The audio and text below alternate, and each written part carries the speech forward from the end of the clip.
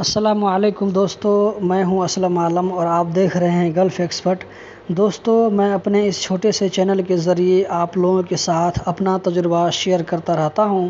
آپ لوگوں کی پازیٹیو کمنٹ دیکھ کر ہماری بھی ہمت بنی رہتی ہے کہ میری محنت کسی کے کام آ رہی ہے۔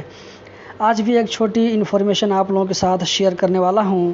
ایک بھائی نے کمنٹ میں پوچھا ہے کہ ان کا ویزا ایشو ہو گیا ہے، under out side testing process میں ہے، میڈیکل ہونے کے بعد ویزا پرنٹ ہو سکتا ہے، لیکن ایجنٹ زیادہ پیسہ مانگ رہا ہے جبکہ کمپنی نے ویزا فری میں دیا ہے، اسی لیے اس ویزا پر قطر نہیں جانا چاہتا ہوں تو کیا کروں، کچھ مشورہ دیجیے۔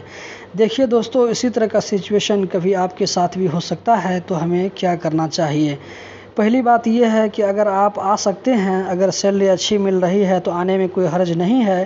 ایجنٹ تو فری میں ویزا نہیں دے گا، باقی اس کے ساتھ پیسہ کے بارے میں تھوڑی کمپرومائز کر لیں۔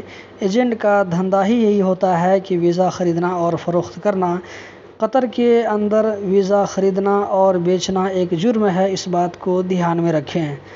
دوسری بات یہ ہے کہ اگر آپ نہیں آنا چاہتے ہیں تو آگے کا جو پروسیس ہے میڈیکل کرنے کا، آپ اس سے انکار کر دیجئے کہ آپ میڈیکل کرنے نہیں جائیں گے۔ اس طرح آپ کا ویزا جب ایکسپائر ہو جائے گا تو آٹومیٹک کینسل ہو جائے گا، یا ایسا بھی ہو سکتا ہے کہ آپ کے انکار کرنے کے بعد کمپنی والا خود اس ویزا کو کسی دوسرے کو دینے کے لیے کینسل کر دے گا، اور یہ ویزا کینسل ہوتے ہی آپ کا ویزا دوسری جگہ نکل سکتا ہے۔ جب تک یہ ویزا کینسل نہیں ہوگا تب تک آپ کا ویزا دوسری جگہ نہیں نکلے گا۔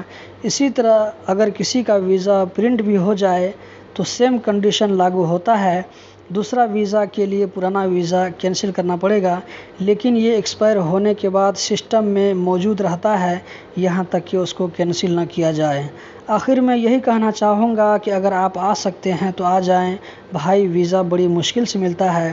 امید کرتا ہوں انفارمیشن ضرور اچھی لگی ہوگی۔ ابھی تک ساتھ دینے کے لیے بہت بہت شکریہ۔